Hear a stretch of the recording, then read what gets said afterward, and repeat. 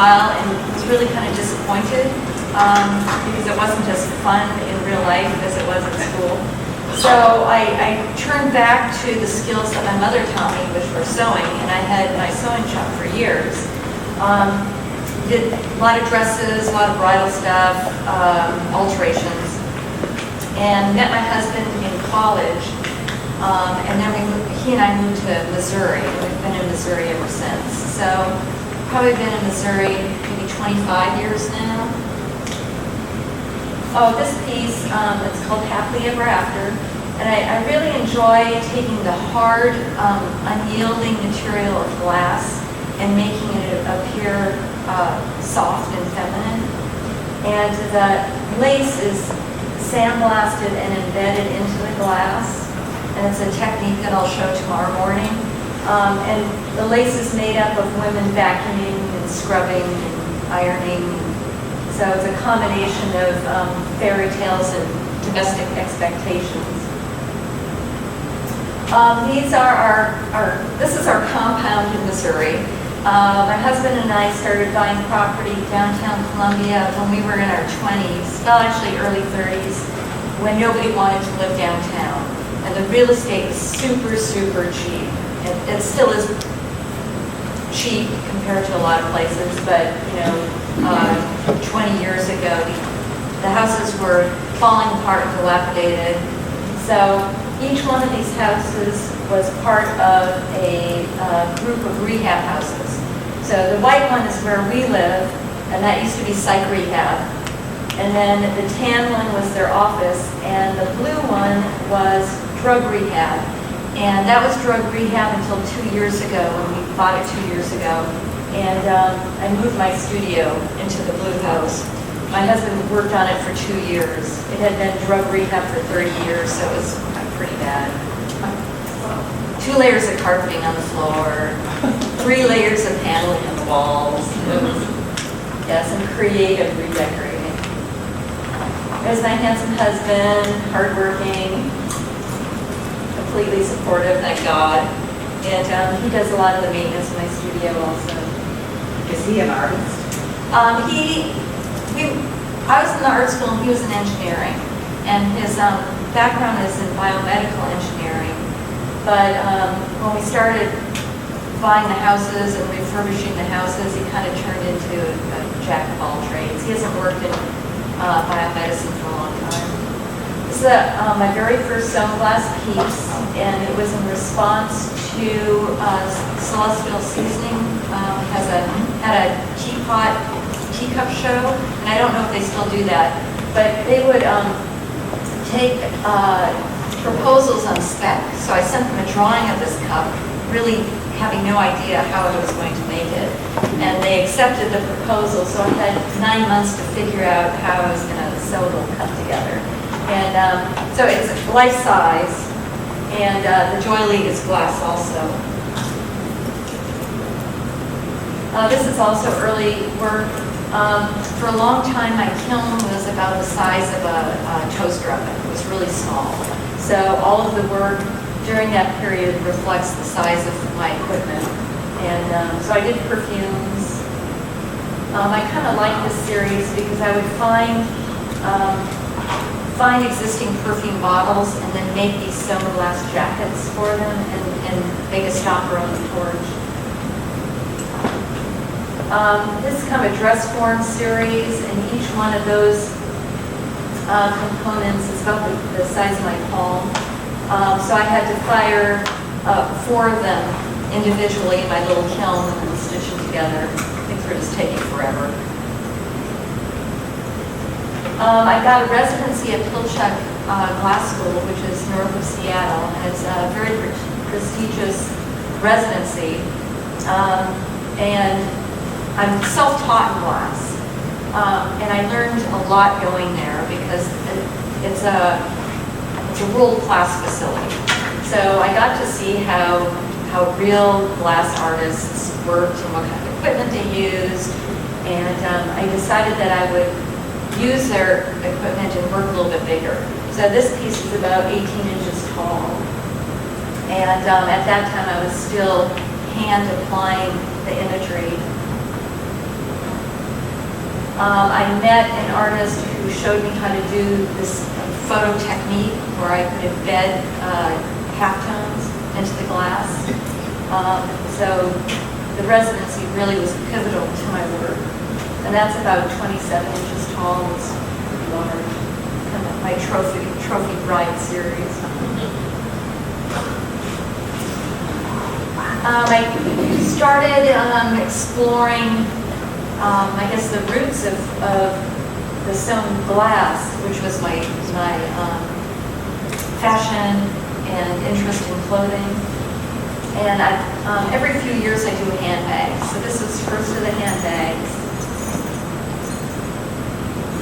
Exploring the dress forms. And those are about 2 feet tall, maybe 18 inches. Still hand applying the pigments with glass enamels. And I found that if I sandblasted the glass and gave it just a little bit of tooth, it acted a lot like paper. And I could water down the glass enamels and paint it just like watercolor. And then fire it into the glass.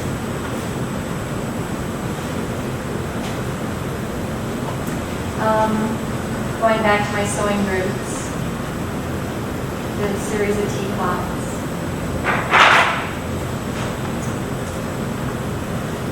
And I was always fascinated by the 50s and the imagery of the 50s and this perception of a simpler time. And my aunt had a toaster cozy, which I found fascinating.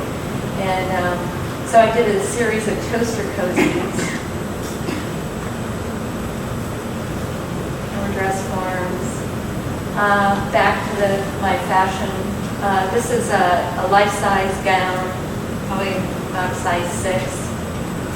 It's silk with glass scissor overlay, and the bodice on it is glass, and then the seam in the underneath the skirt is silk.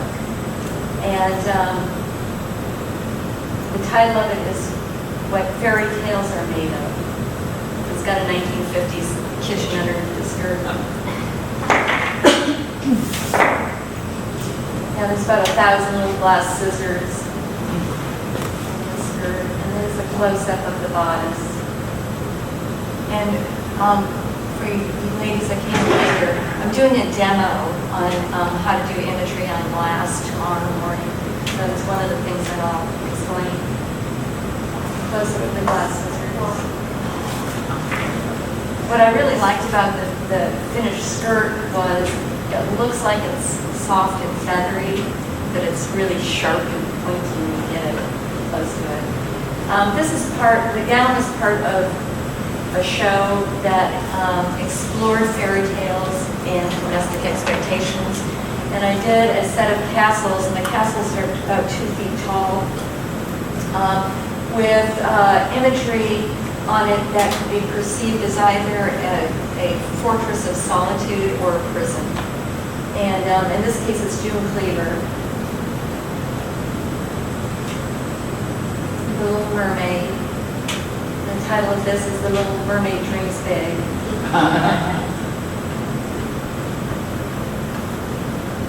Rapunzel's response.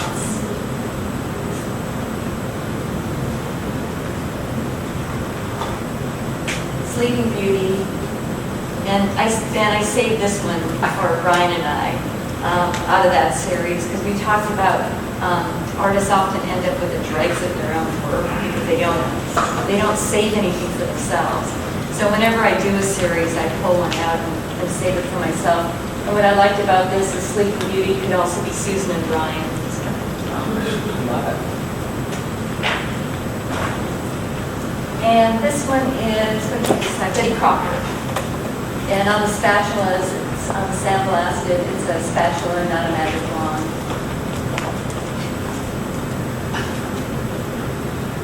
More handbags. Did some aprons.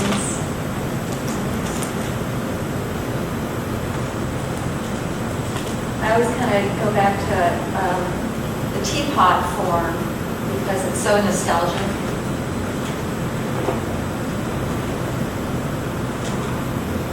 And I was exploring objectifying women's parts. So I did some kind of paper doll legs, and you could take the girdle and the apron off of the hanger and put them on the paper doll legs.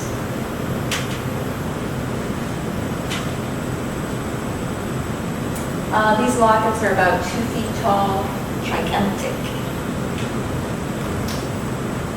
And this imagery is done with a decal. There's a company called In Plain Sight, and you can create a file in Photoshop and send them the file, and they'll make a decal for you, which is awesome. I saved this coffee pot for myself.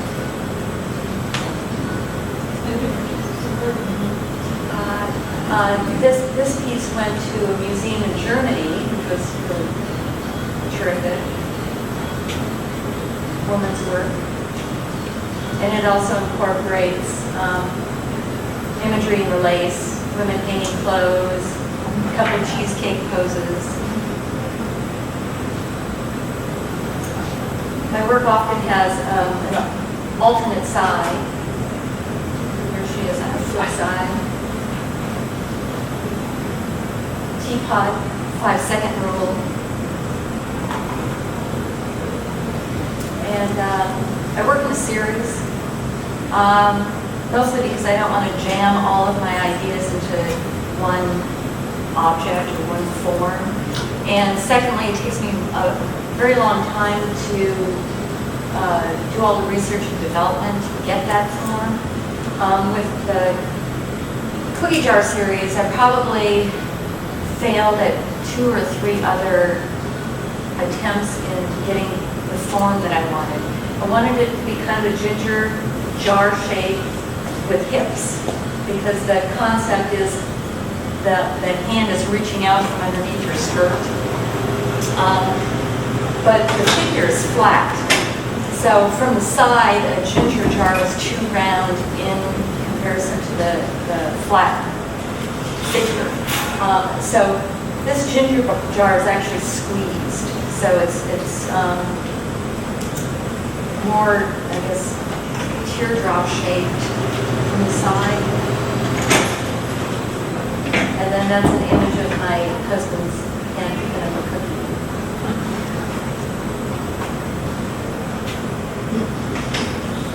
This is Bluebird of Happiness, and I made a window so that she could escape if she wanted to. I like that. I did also a cake of the same name, and then inside the cake are Bluebird women cooking and cleaning and doing domestic chores. Escaping at the top. Yeah. Setting free the bluebirds, yeah. This is kind of a life-size shoe on a glass pillow, and then the feathers are also glass. And it's titled Restless Night.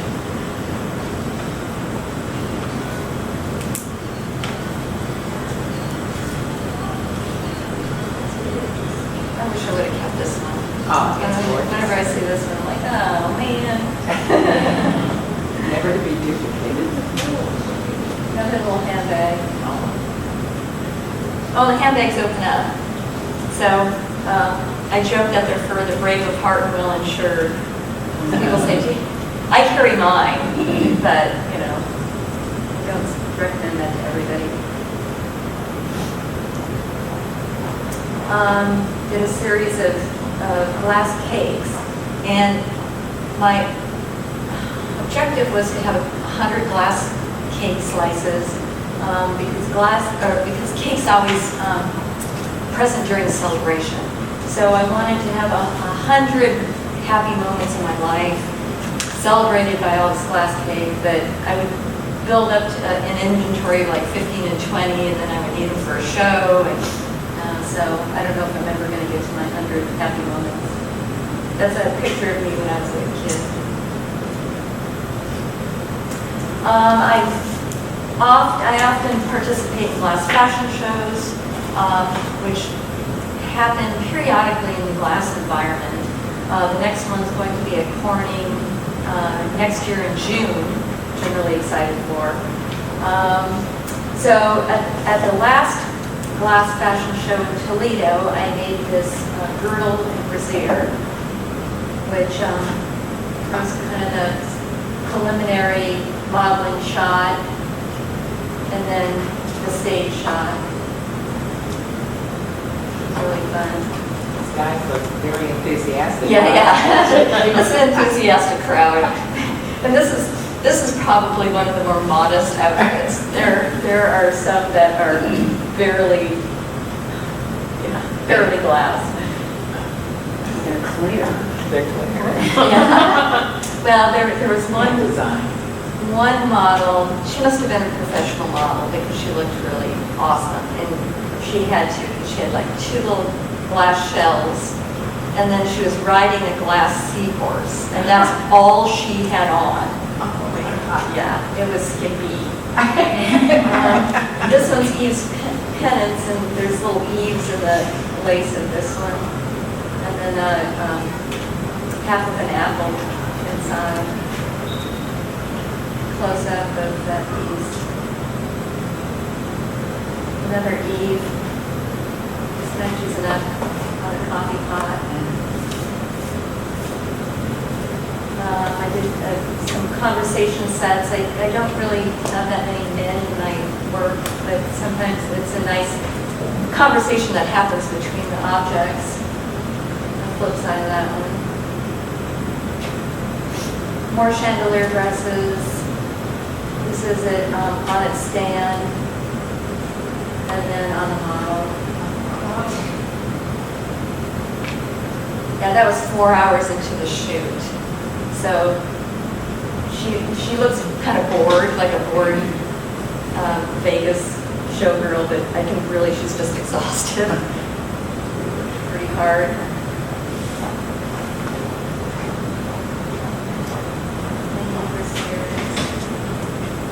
Some Iceno Kirinos Evil cups.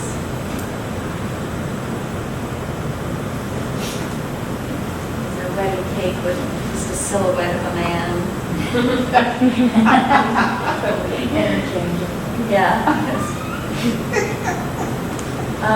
This is the closest I got to having my 100 cake slices, so I had a good bunch of them, so we did a cake window.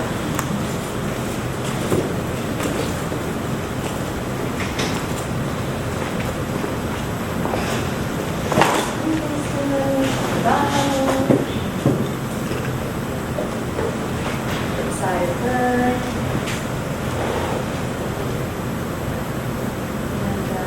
I learned how to make glass chain on a torch, because all of my work is sheet glass, and I treat the glass just like I did fabric.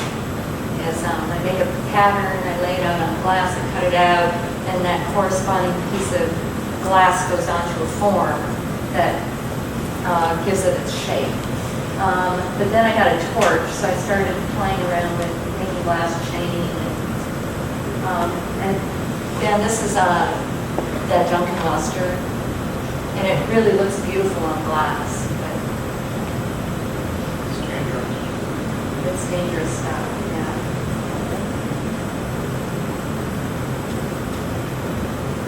I did a residency at the Pittsburgh Glass Center, and they had a huge exhibition space, so I wanted to do an installation.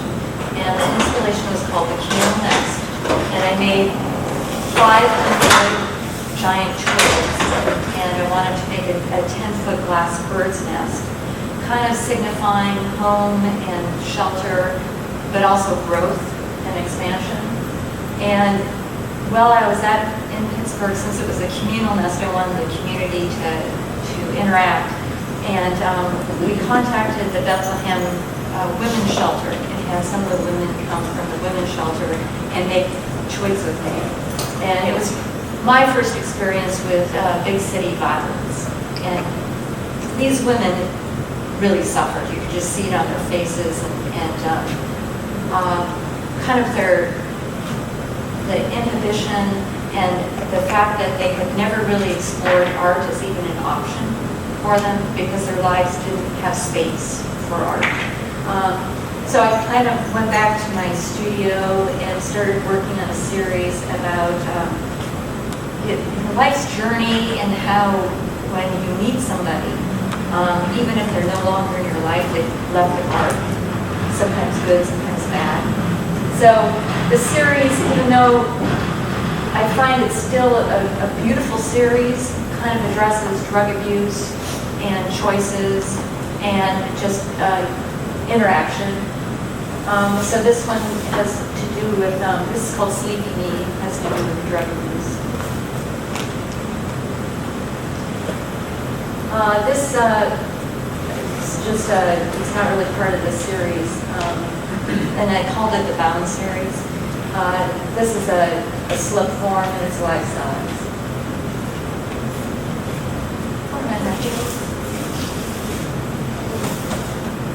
More conversations. And the doilies on the trays are glass also. People often ask me what's up with the doilies. They think that they're happening.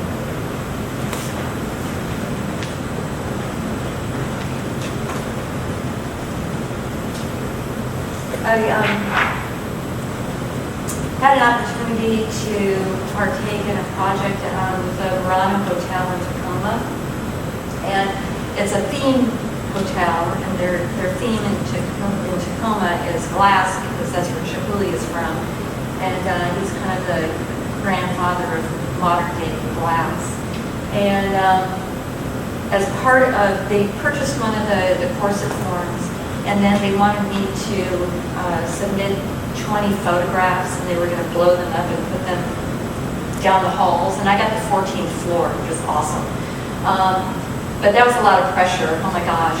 So I invested in an expensive camera, and at the time an expensive camera was 8 megapixel, and shot a series of studio shots. So kind of the theme of the studio shots was me doing something blurry in the background and work up in front. And I thought it was a nice opportunity for people to see more than just the purchase piece.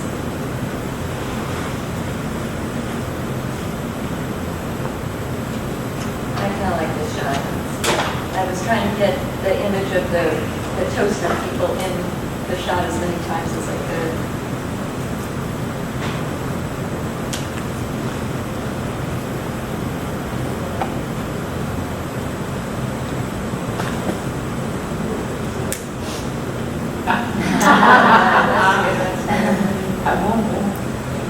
And the girdles that are hanging up will actually go onto the lens.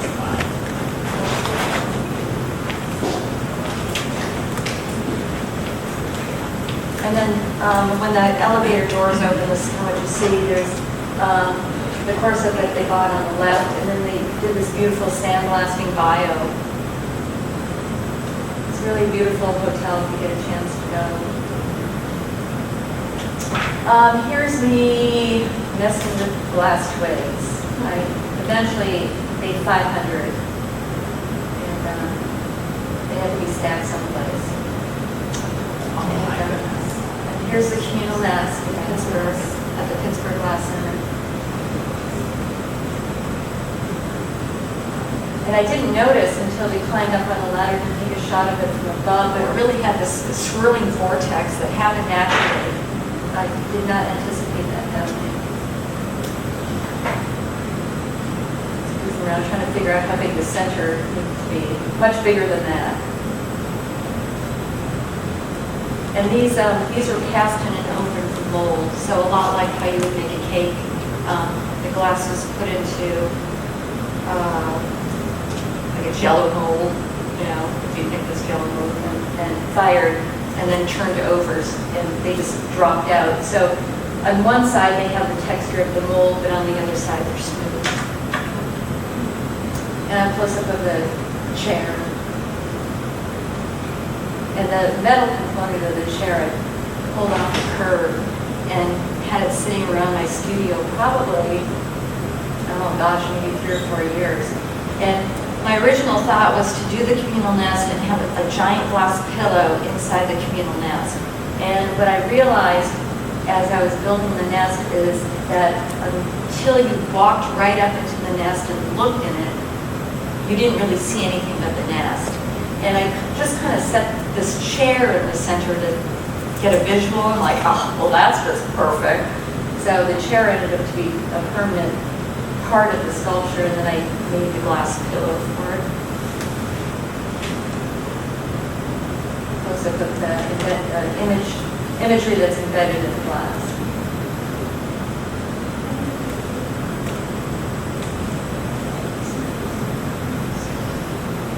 Did a set of shadow houses.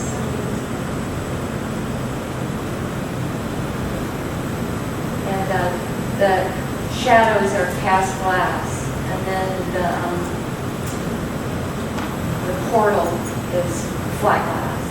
This one's called Trapping a Nester.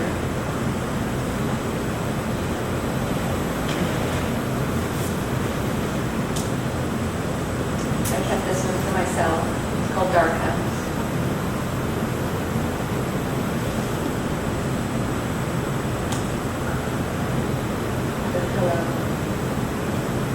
Glass feathers.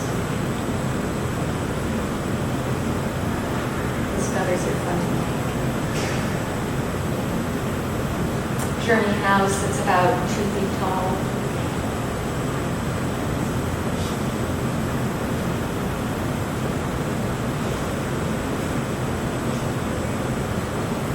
This is part of the Bound series, and I've taken 2 domestic objects and made one as pretty as I could make it, and the other as ugly as I could make it, and then I bound them together with glass shade.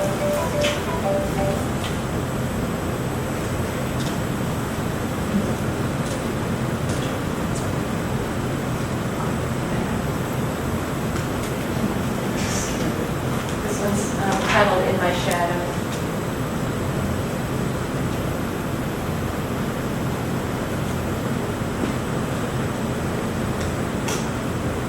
Sweetness remains.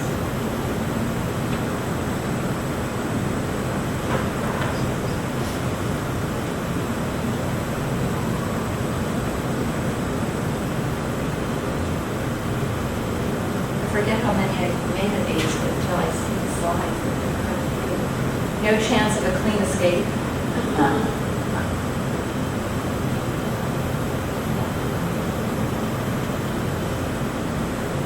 And this is a slide of, I guess, the new direction of my work. I'm getting ready to start a new series. And I've been exploring a little bit with cast glass figures and then combining them with soap glass components. And I'm fascinated with the Mexican Santos and the figures that I like the best. They usually have like a wire skirt and then a real simple body and articulated arms, and they're made out of wood. And they're designed to be dressed to represent certain saints. So I've kind of like taken the basics of that, you know, the basic body form. I continue to work on her, and she has articulated arms now, which I like. But I think I want to explore making her look more like a 1950s housewife. So I'm not quite sure how to get that point across without adding color. I kind of like this really soft tones on it. So we'll see how that develops. Another shot of our compound, dumpster in place, pulling off the paneling. And we were trying to figure out a way to, now that we had our 3 properties together, how to tie them together. We didn't want to put a fence up because we thought that that might be a little opposing. So this is my zinnia fence. It's a flower fence. And it was first year last year, and we had so many people stop to take pictures and pick them. And, one woman knocked on my door and asked me what kind of flowers they were, so I think they were a neighborhood hit, so I'm going to have to do that every year now. They were super easy to grow. So that was good. Yeah, the craziest colors too. The orange is really, like day-glow orange. You have a little fence behind it? The porch? No, Okay. we did have a little bit trouble, like if we got a hard rain, we would have to, some of them would just flop over. But we pulled them out and it didn't seem to make a gap or anything, so it was fine. That's it. Fabulous.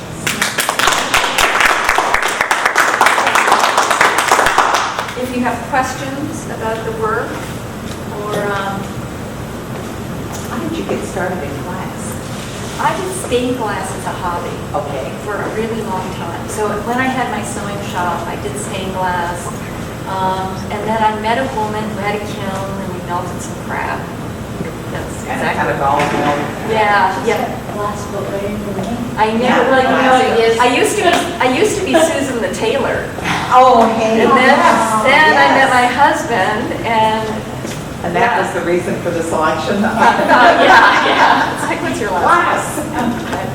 Glass. Oh, just wonderful Yeah, I should work. have taken a class in glass because I really learned the hard way. My friend and I were just melting stuff, and neither one of us knew anything. And, Sometimes that's the best way, though. it was certainly. I do think that had I had academic training, that my work wouldn't look like this. Right. So that part was fine, but the learning curve was just so So what's the arduous. mold made out of? It varies. Sometimes it's bisque clay Okay. with kiln wash over it. Uh-huh. If it's a real simple, just kind of on one, like a sheet of metal, Right. I can use stainless steel with kiln wash on it. I learned it's a refractory cement. So if I need, like, for the twigs, doing Uh-huh. 500 of the twigs, Yeah. they all came out of 5 molds. That's cool. So that refractory cement was a really great reusable mold. Reuse, yeah. If it's a mold that I want to use only 1 to 5 times, plaster silica, 50-50 by weight, works well. Right. The stitching and the ribbons and things that we use, there's a real. That's fiber, yeah. And it's How do you the, get the hold? each one of these panels is fired at least 3 times. It's just like ceramics where you start at the hottest temperature and then you work down, for the glazes and all of that. Same thing with glass. So in the very hottest of the temperatures, when the glass is not quite molten, it'll still keep its form, but it's soft. I go in and I establish where all the holes are, and then I plug them with, it's like a ceramic paper. Yeah, I was wondering if it was like toothpicks or something. It had to be fireproof. Fireproof, Yeah. Yeah, And then all the subsequent firings have to be cooler than that, so they don't all close up. right, that's what I was. I do have a Dremel, I have a Dremel tool because things do close up and, or else they're so small I can't get a needle through them to do the This is stitching. to use for a lubricant, transmission fluid is lubricant glass drum. I use water. Yeah, I just immerse it in water. You had a question? Yeah, I actually have a couple. How do you get some of those models to wear the glass? Like, I'm trying to figure out, do they squeeze themselves in They it? kind of have to or- go in sideways. Oh. So the bodices will open up a little bit in the back, like I lace them loosely, so they have so they kind of like go in sideways and then turn into them, and then I either lace them into it, or in the case of I think the girdle and the bra, there was actually like the old-fashioned hook and eyes. But it's funny because I always think that I'm going to have trouble finding a model that will do this for me because, We can't stand it. it's, especially when a photo shoot might be 4 hours. It's just, Yeah. it's really, and of course I pay them, but still, that's a lot. I have lines and lines of women that want. And the problem I've had most recently, because a lot of the work is nostalgic of the 50s, I prefer models without tattoos because it takes a lot to cover up a tattoo. And it's really hard now to find a model that does not have a tattoo. Have you ever thought of using glass as the stitching? I can't figure out a way to do that. You were saying that when you burn in the higher temperature, the highest temperature, it gets really soft. That's how you poke the holes. I never done glass before, but I was thinking maybe when you do that, you can apply the similar techniques for At that very time, thin stress. well, at that time, soft. the glass is flat though. So it's flat, but in the shape that I want it to be. And then like 2 firings cooler, then I put it on a form and I shape it. So by the time it comes to the stitching stage, it's cold and it's the last thing that I do. And it does allow me also to shape it a little bit because I want the seams to line up nicely. So sometimes I have to grind them and, get them to line up fine. So. Oh, okay, good. And thank you for coming. Yeah, let me know to be at the workshop. How do you transport your stuff? Somebody seems to sell bite size and How do you get that material there? I've had really good luck packing them. Basically, on the bodices, I pick them up and I put them into a bed of foam. With glass, it's always best if it's vertical and not horizontal. So if I can keep most of the planes vertical, and then I stuff peanuts inside and around, and then it goes into another box. Yeah, sure. And I have had, I usually do not have trouble when we ship it out of my studio. Only once have I had a problem with it getting broken. But when people send it back, they don't pay attention to how they unpacked it. And I sometimes get things broken on the way back. But, at that point, it's kind of their problem because they're the ones that packed it. But, so it happened actually at a show in LA. The gallery packed it. And they took the bodice and laid it down flat inside the box. And I knew as soon as I opened it up, it was going to be broken. Sure enough. Oh, and it's glass. It breaks. Have you ever gotten an injury because you work so much with, obviously you probably have with glass or? Mostly if I have set my studio up with an unsafe component. Once I had a piece of plate glass that I was saving for something, I don't even know why. And when I put it behind the trash can, I knew I was going to hurt myself. And sure enough, 2 weeks later, I reached behind that trash can and jammed the point of that glass in my hand. So every once in a while, I booby trap myself. I did injure myself with the ceramic luster because it's highly poisonous. And as soon as I opened up the container and smelt it, I knew that it was bad. Yeah. But I used it without taking proper precautions, and I got nerve damage. Got nerve damage in my feet. And it took about 10 months for it to subside. But there was a chance that it wasn't going to go away. Is it the gold or the silver? Both of them are. Did you touch it or just That probably a little bit of both, but I think it was mostly inhalation. They came out from your feet. It messes up your nerves, yeah. And you use the gold and silver luster ceramics. It's very dangerous. Sometimes I can't see well enough outside because I take it outside and the sun's going down for the afternoon. See us on the bottom of the studio. And yeah, we'll bottle it like Those this. little Smell bottles. up the whole room. Yeah, and when we moved over to my new studio, one of the things that Brian and I talked about was better ventilation and how to make my studio safer. And we got on eBay and found a chemical hood and it vents directly out. And then we put it in the kiln room, which has whole room venting also.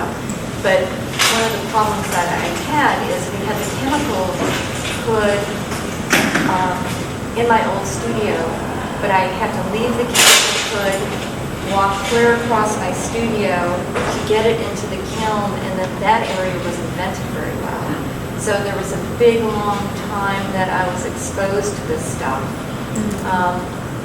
So we changed all of that, and I actually use it a lot less because I found a decal product that is metallic, and if I can use it instead, I just use that. It's stinky too, but it can be vented out easily. But be really careful with that stuff. Yeah, I used to use it on my Shoes. buttons and My buttons. shoes and those. Yeah, it's beautiful. Yeah, it's really pretty. And also kiln wash, being careful. Well, you guys know what the particle stuff, the particle dangers are. But this is a vapor, and you can get a special vapor mask, but it's not, it doesn't protect you fully. You really should be in a vented space. I'm gonna do that. I just sat there with a thing. But I was doing also, you saw the chain that wrapped around, I was doing really large areas. So you didn't get dizzy or anything while you were using? No, I don't remember being dizzy. I remember it clinging to the back of my throat. One of those smells that kind of just sticks to the back of your throat. Thank you very And, Thank you thank you. It may have also been absorbed through my skin because I didn't start using gloves until later too. So once I started having problems, because I went to my doctor, and it's one of the symptoms that diabetics get, because diabetics get nerve damage in their feet. And I have diabetes in my family, so we were kind of going all through that, and all of that was fine. So we kept backtracking, trying to figure out what exactly. He says all it could be is heavy metals. He says that's the only thing that's left. And I'm like, yeah. Hard. Did you have a business card? Any business? I have some postcards over at the ceramic studio. So, There is a venue that your materials, your things would be so wonderful at. It's called the Science Institute in Cary, Raleigh, Durham. And they have one of the largest art collections. It is outstanding business setup, corporate setup there. SAS. Okay. And everything they have is handmade. A lot of pottery, but gorgeous. And they do purchase So it's a from artists. corporate collection. Yes, it is.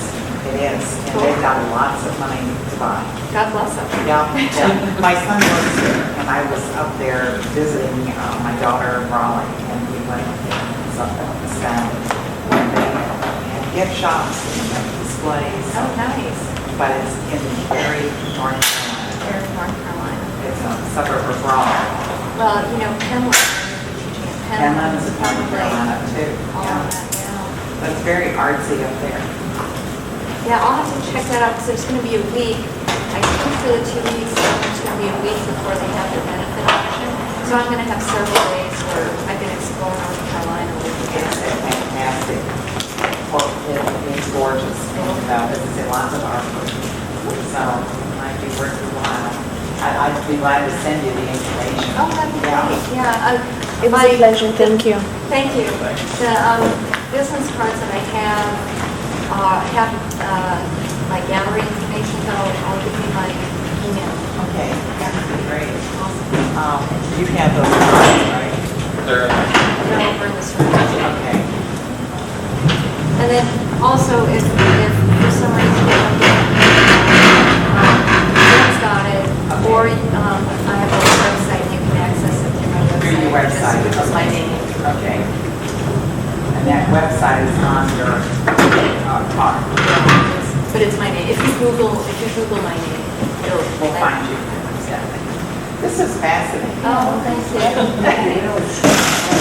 And Patty does beautiful work, and I could see some of your, I could see corsets, and I could see, No, actually, Stephen Sylvester.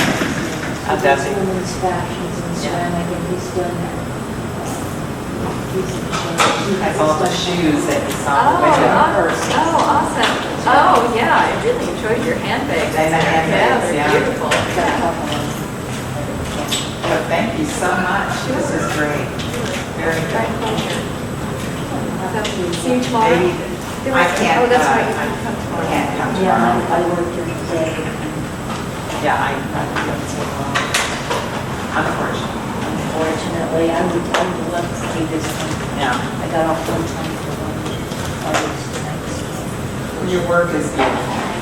Very, very, it's That's inspiring. so fun to be able to, like, that's what you do for a living. I know, when I'm in my studio, my fabulous studio that my husband built me, and I really feel like I'm living the dream. Yeah. And, there are You moments, are. of course, that I don't feel that way.